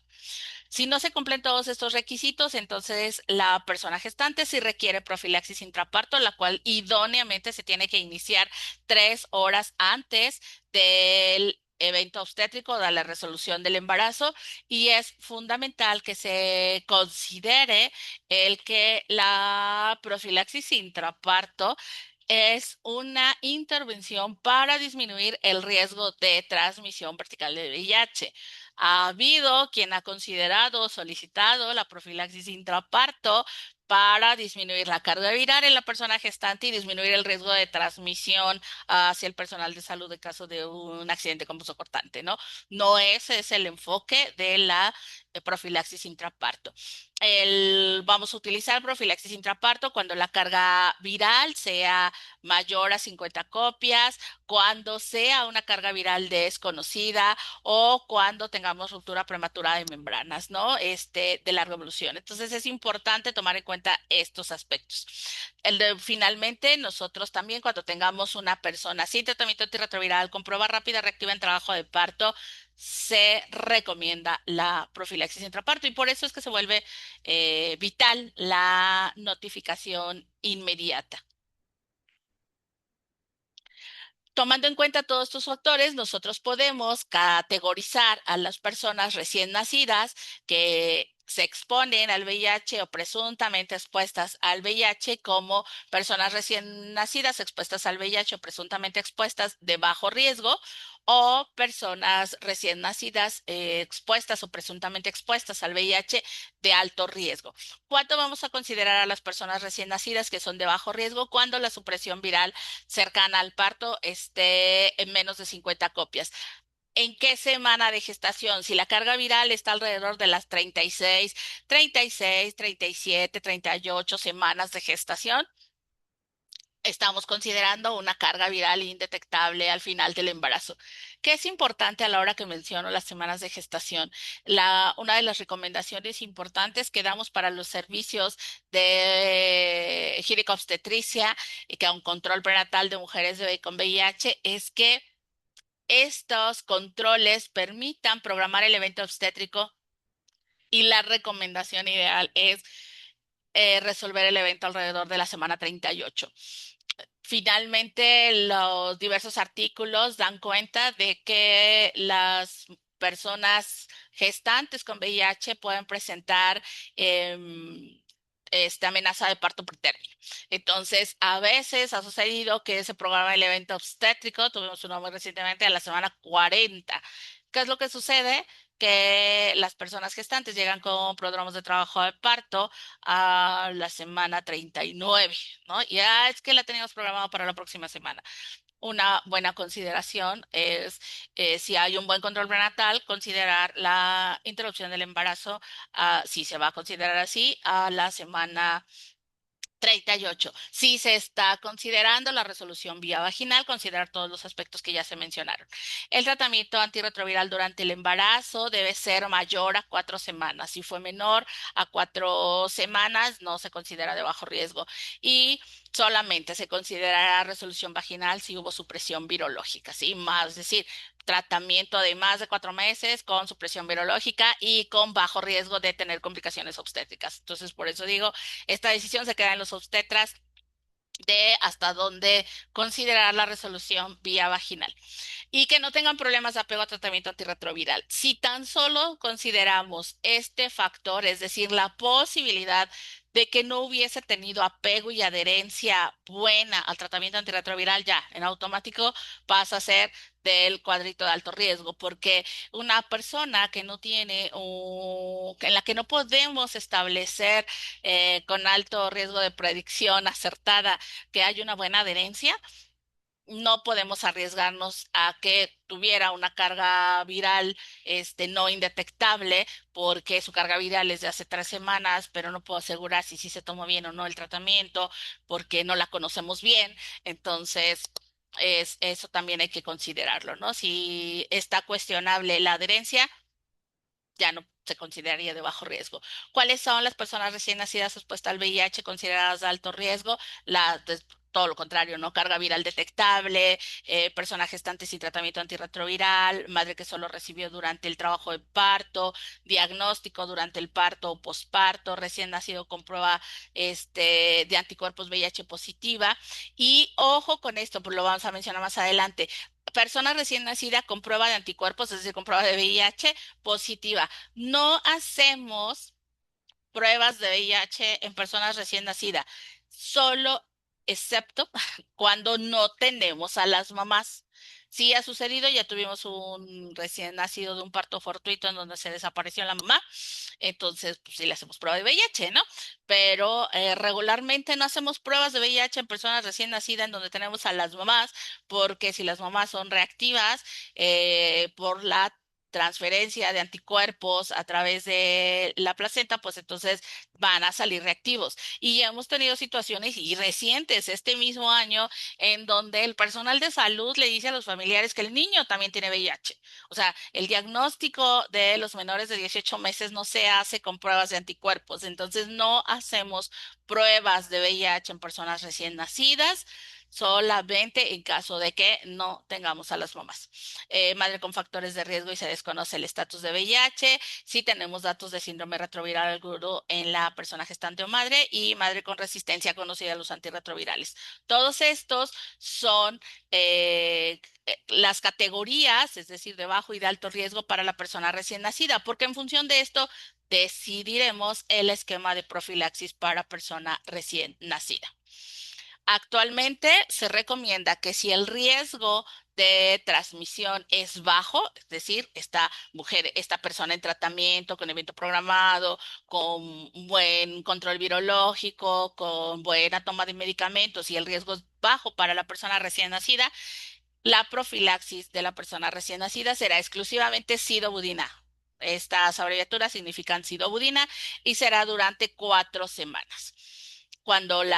Normalmente tenemos a personas en tratamiento para VIH y que ya las conocemos y que ya está identificado cuándo va a resolver el embarazo y todo sale bonito como dice la guía, las personas recién nacidas solo recibirán sidobudina y es solo 4 semanas. Por eso las personas recién nacidas deberán ser referidas o buscar una cita en las unidades especializadas de VIH idóneamente antes de que cumplan 4 semanas. Pero si por los tiempos, por las agendas, esto no da tiempo, las unidades de primero y segundo nivel deberán asegurarse de que se complete la profilaxis por las 4 semanas y que no se prolongue más. Los antirretrovirales no son inocuos. O sea, claro que tienen efectos adversos y desde luego puede tener efectos adversos en las personas recién nacidas. Aquí totalmente es riesgo-beneficio, pero tampoco se vale que de repente llegan personas recién nacidas a los servicios especializados de VIH con 6, 7, 8 semanas y siguen tomando la sidobudina porque además como les da para más de un mes, la siguen tomando, ¿no? Entonces, sí. La exposición, el riesgo es bajo, perdón, la sidobudina exclusivamente por 4 semanas. Sí, el riesgo es alto cuando tenemos los 3 esquemas de tratamiento, que es la segunda línea, sidobudina más lamivudina más nevirapina, se va a dar de acuerdo a estos esquemas.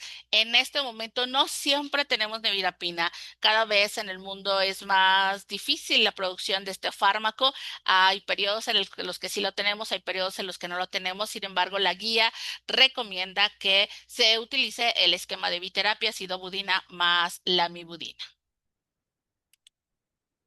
Dentro de la misma guía, esto ustedes también lo pueden consultar en la guía, están las dosis a las que se manejan los fármacos y deben de tomar en cuenta que va a depender de las semanas de gestación, ¿sí?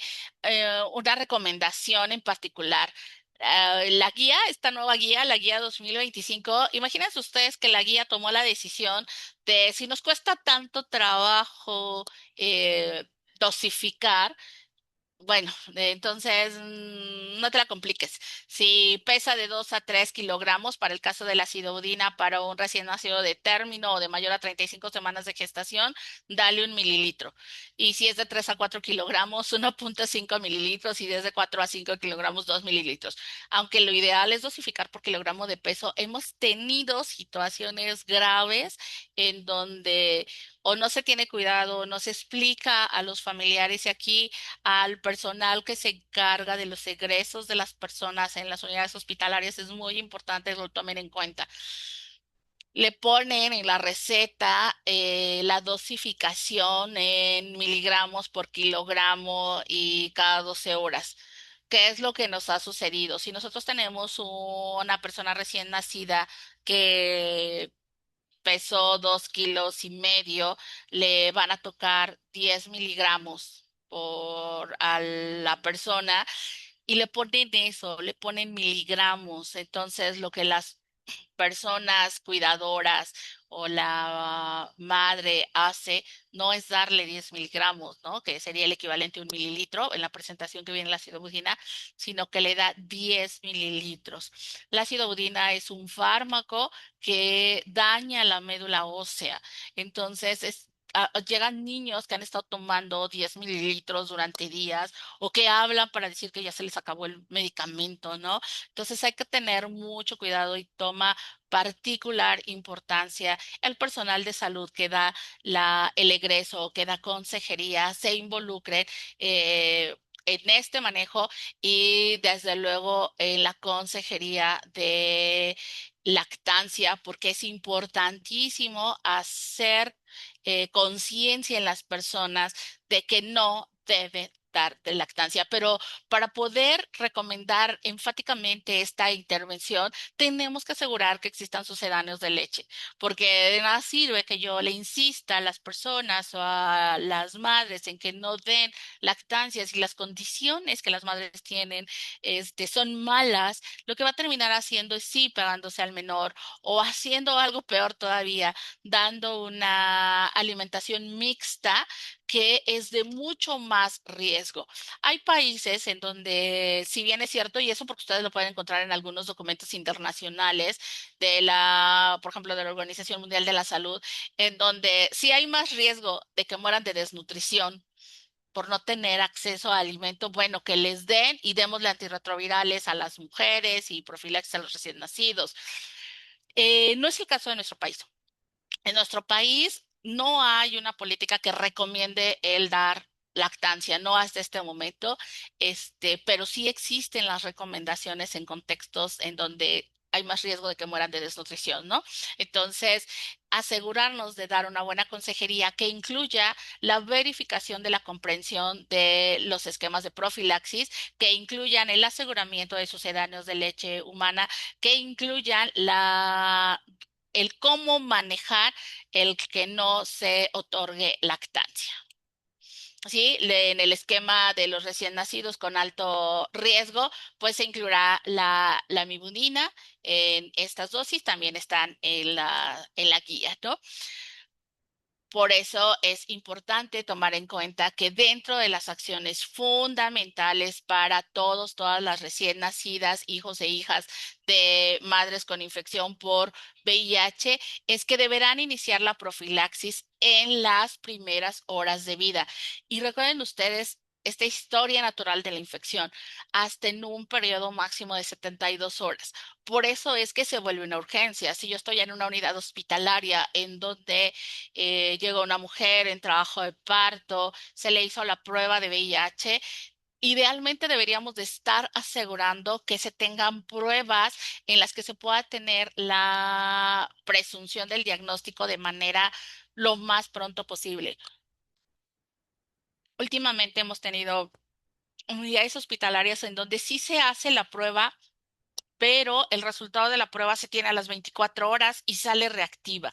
Cuando esto sucede, estamos poniendo en riesgo en caso de que se confirme. ¿Por qué? Porque vamos a iniciar la profilaxis muy tarde. Entonces, las mujeres en trabajo de parto con una prueba de VIH reactiva son una urgencia, urgencia, urgencia. Se tienen que notificar de manera inmediata porque lo más seguro es que no se tenga en su unidad hospitalaria una profilaxis para la persona recién nacida. Y entre más temprano se inicie, mejor posibilidad tenemos de evitar una transmisión perinatal en caso de que la persona puérpera se confirme con el diagnóstico de VIH. El esquema que vamos a otorgar se va a establecer dependiendo de la edad gestacional y de acuerdo a los factores de riesgo de transmisión que se tengan. Diversos estudios han evidenciado la disminución en las tasas de transmisión materno-fetal y la reducción en la transmisión de cepas resistentes con el uso de una terapia combinada en la madre y en la profilaxis de la persona recién nacida.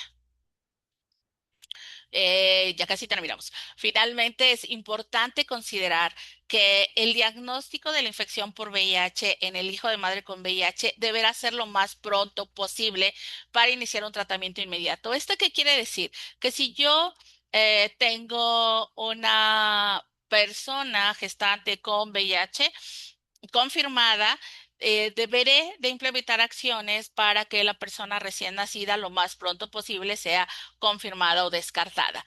Una vez que ha terminado el periodo del tratamiento, de hecho, algunas guías recomiendan que idealmente yo debería de hacerle carga viral a las personas recién nacidas en los primeros días posteriores al nacimiento. No siempre esto es posible, pero lo más pronto posible hacer determinación de carga viral. En los menores de 18 meses, el diagnóstico de la infección por VIH se realiza por pruebas virológicas, con la carga viral. No se realizan pruebas de VIH en personas recién nacidas. Acabamos de tener hace 2 meses, ¿no? Justamente tuvimos una mujer, una persona gestante, reactiva la prueba de VIH y se confirmó, desafortunadamente, la captamos hasta la resolución del embarazo. Y en la unidad hospitalaria le hacen pruebas de VIH a la persona recién nacida, pero además se maneja el diagnóstico de la persona recién nacida también está infectada. O sea, esta información manejada por el personal de salud hacia los familiares, ¿no? Entonces, tenemos que tener mucho cuidado con este tipo de acciones, fortalecer con el personal de salud, con el personal becario que a lo mejor no ha tenido acceso a esta información, que se debe manejar con mucho cuidado la información que se otorga a los familiares, a la red de apoyo de la persona gestante. Y porque no realizamos pruebas de VIH en las personas recién nacidas, los anticuerpos se transfieren de la madre a la persona recién nacida y pueden permanecer de 12 a 18 meses. Precisamente por eso la confirmación del diagnóstico de transmisión perinatal del VIH se hace durante los meses posteriores al nacimiento a través de pruebas virológicas y la confirmación de no transmisión, espero no estar siendo clara, la confirmación de no transmisión se determina hasta los 18 meses. Por eso las personas recién nacidas deben ser seguidas, o sea, es importantísimo que en las unidades de primer nivel, idealmente en las unidades de segundo nivel, en los servicios de pediatría, las personas recién nacidas de personas gestantes con VIH deberían ser seguidas también hasta los 18 meses. ¿Y por qué es fundamental el papel o el trabajo del primer contacto? Porque hay personas que llegan a abandonar el seguimiento en las unidades especializadas de VIH, de tal suerte que, ¿qué sería lo ideal en un esquema ideal de salud integral? De estos conceptos actuales de bienestar, que yo pudiera hacer tamizaje a todas las personas gestantes, identificar a las personas que pudieran tener VIH desde la unidad de salud, desde la unidad de primer nivel, referirla a la unidad especializada para que le sea atendida la infección por VIH, pero seguirla en el primer nivel, la unidad de primer contacto, y estar pendiente de cuando resuelva el evento obstétrico y darle seguimiento al puerperio, darle seguimiento a la persona recién nacida, lactante, menor, hasta los 18 meses de edad y saber si se confirmó la no transmisión. Estar seguro que esa menor es producto de una persona gestante con VIH en la cual se logró evitar la transmisión. Hemos tenido desafortunadamente casos de personas que abandonan la atención especializada, que no sabemos o no logramos ponernos en contacto con la unidad de salud, porque la unidad de salud ya lo olvidó, nunca regresó la persona gestante y a veces llegan los menores a los 4, a los 5 años con diagnóstico de VIH porque por N cantidad de circunstancias la madre abandonó el tratamiento, le dio lactancia y hubo transmisión durante el periodo de lactar. Entonces, es importante que sigamos a los menores de las personas gestantes con VIH hasta los 18 meses de edad y asegurarnos de que no hubo transmisión. El VIH y el embarazo tienen prioridades de atención en las cuales nosotros debemos tener muy claro que el diagnóstico prenatal, las pruebas de VIH no obligatorias, sino la consejería obligatoria para el convencimiento en el control prenatal según la norma, el TAR inmediato y la supresión viral van a ser importantes. Actualmente, ya lo mencionaba yo, los regímenes preferentes en la gestación son estos esquemas de tratamiento. ¿De qué me debo yo asegurar como unidad de primero o segundo nivel? De que las personas estén en tratamiento, que lleguen a las unidades hospitalarias para resolución del evento obstétrico con sus medicamentos. La prevención de la transmisión vertical va a tener distintos ejes en los cuales se va a sustentar. Por un lado, una vez que las hemos identificado, que las mamás tengan tratamiento antirretroviral, que haya un seguimiento virológico, que haya una resolución del evento obstétrico según la carga viral y las condiciones obstétricas de las personas gestantes y que haya una profilaxis en el recién nacido. Todos estos esquemas, todos estos ejes nos van a permitir tener unos mejores resultados en la transmisión vertical del VIH. Desde luego tenemos muchos retos en prevención y no quiero dejar de mencionar que hoy tenemos otras opciones en prevención. La profilaxis preexposición, que es la toma de medicamentos antirretrovirales en personas que no tienen VIH, es fundamental. Y quizá ustedes digan, ¿y qué tiene que ver en este momento PrEP con embarazo y VIH? Desafortunadamente, las personas gestantes que viven en situaciones de vulnerabilidad y en condiciones complicadas socialmente hablando, pueden ser también candidatas en algún momento a PrEP en el embarazo. Estoy hablando de personas negativas a VIH, que son parejas de personas con VIH que no tienen tratamiento, que no quieren tomar tratamiento y que podemos prevenir que esas personas gestantes se infecten durante el embarazo. Entonces, hay escenarios en los que podríamos considerar PrEP en mujeres en edad fértil o PrEP en mujeres embarazadas, ¿sí? Desde luego, desafortunadamente, también tenemos el escenario de personas gestantes que no tienen VIH y que pueden sufrir escenarios de agresión sexual. Podemos tener personas gestantes, trabajadoras que tienen exposiciones laborales al VIH por contacto con punzocortantes. Entonces, también las mujeres o personas embarazadas gestantes tienen riesgo de transmisión de VIH en contextos de alto riesgo de transmisión y pueden ser candidatas a PrEP en algunos escenarios. Entonces, PrEP, PrEP, claro que también son situaciones de prevención que alcanzan a las personas gestantes. Y finalmente, tenemos que seguir trabajando en combatir el estigma porque de las barreras más importantes para el diagnóstico y la prevención de la transmisión vertical sigue siendo el estigma y la discriminación hacia las personas con VIH. ¿Qué dicen las guías actualmente?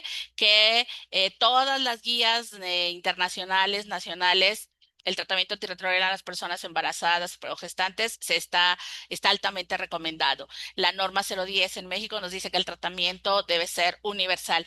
El futuro, ya hay nuevas recomendaciones en cuanto al tratamiento para VIH, se acercan esquemas innovadores, quizás no tan cercanos en nuestro país, pero la evidencia actual dice que el tratamiento antirretroviral, los inhibidores de integrasa en el tratamiento antirretroviral están recomendados y incluidos en el tratamiento de las personas gestantes o embarazadas.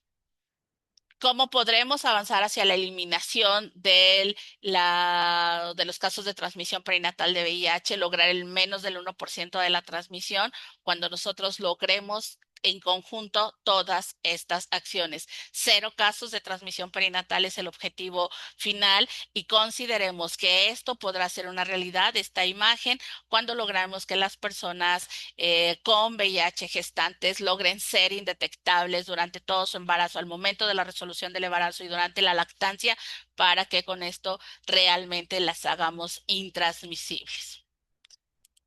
¿Qué debemos conseguir?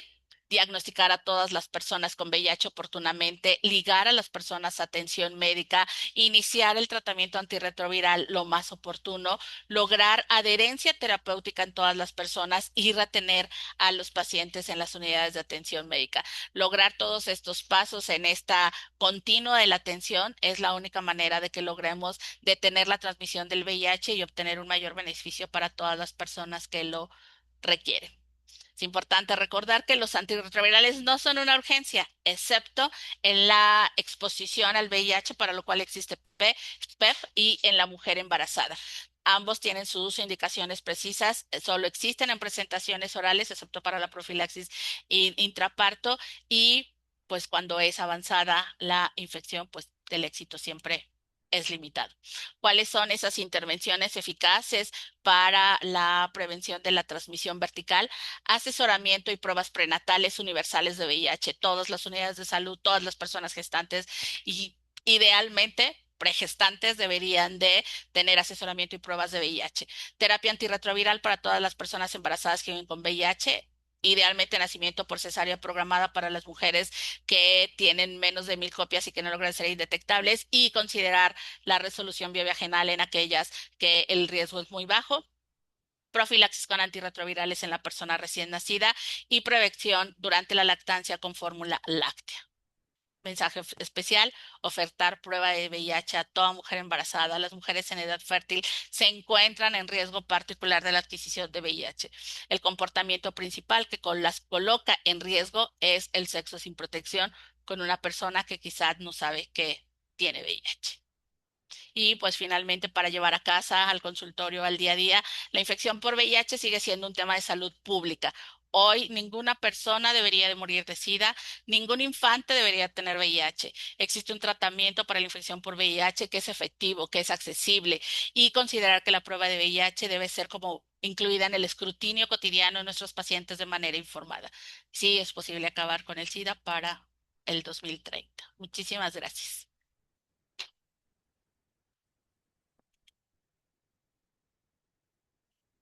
Si hay preguntas, si alguien tiene preguntas, no sé si pueden hacer preguntas. No sé si pueden hacer preguntas. Entonces,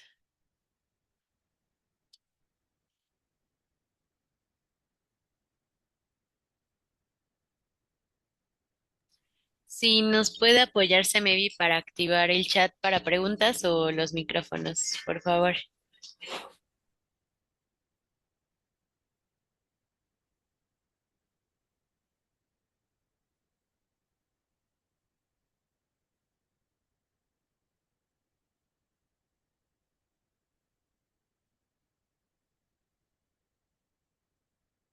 mejor la quito, me veo toda blanca.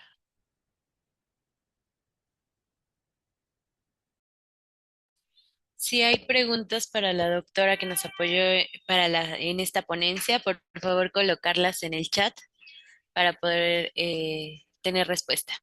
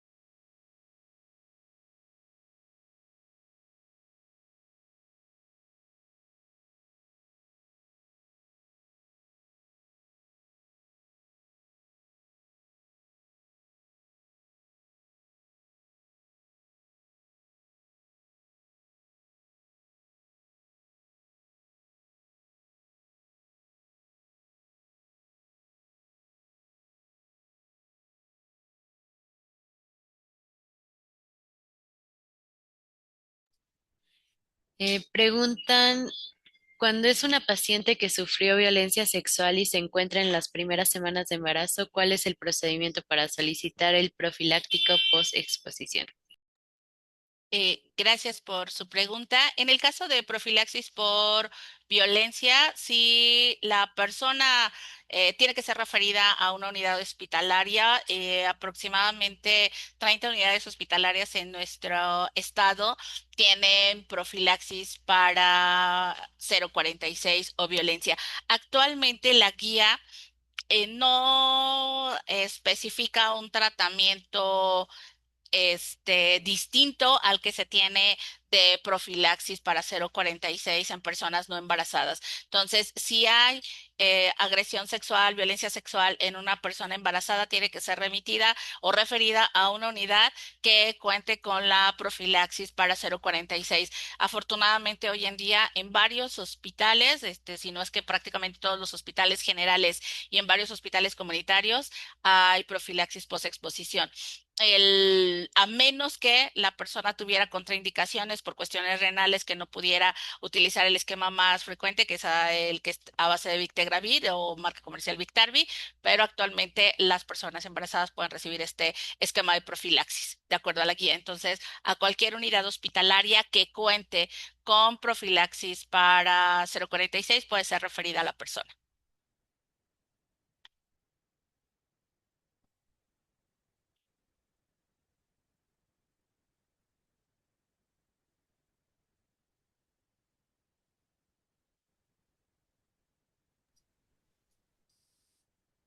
Sí, actualmente la guía de manejo establece que sí puede utilizarse Victarvi antes de las 12 semanas de gestación. Existía la duda y no la no recomendación en la guía anterior, pero hoy la guía considera, y sobre todo la guía, es importante consultar la guía de PEP, que es tiene una actualización más reciente que la guía de manejo antirretroviral. Sí recomienda el uso de Biktarvy en personas gestantes aún antes de las 12 semanas de gestación. Ah, hubo una pregunta antes que dice, en caso de atención por parto, ¿cuál es el riesgo de infección para el personal médico en caso de contacto con sangre durante o sea, el contacto de la piel con sangre? Ninguno, o sea, ya lo mencionamos, ¿no? Solo existen tres mecanismos de transmisión. Y cuando hablamos de la transmisión sanguínea, el contacto con piel intacta, no hay riesgo de transmisión, ¿sí? Dice laceraciones de la piel. Bueno, esto, es como una situación de las que nos suelen contar como anecdóticas. Yo tenía un padrastro y entonces me saltó una gota de sangre y entonces, ¿qué riesgo tengo? Es muy, muy importante hacer adecuadas valoraciones del riesgo ocupacional, ¿sí? Recuerden ustedes, mucho va a tener que ver en estas exposiciones laborales o ocupacionales, el que la persona tenga o no carga viral indetectable, el contacto. Digo, evidentemente, si a mí me cae sangre en una herida abierta y de una persona con VIH que no está indetectable, hay un riesgo de transmisión. Si yo tengo una exposición con una aguja hueca, con sangre de una persona que tiene VIH, que no está en tratamiento antirretroviral o que tiene una carga viral detectable, hay riesgo de transmisión. El que caigan otros fluidos en mi piel y en piel intacta, definitivamente no hay riesgo de transmisión. Que haya laceraciones, pues mucho va a depender de a qué nos referimos con estas laceraciones. Entonces sí es importantísimo evaluar estos riesgos de transmisión ocupacional.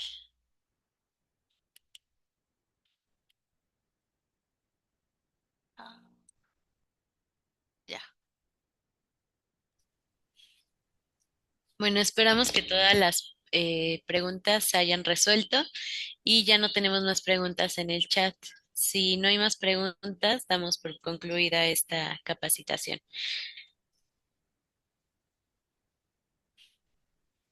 Muchísimas gracias. Buena tarde.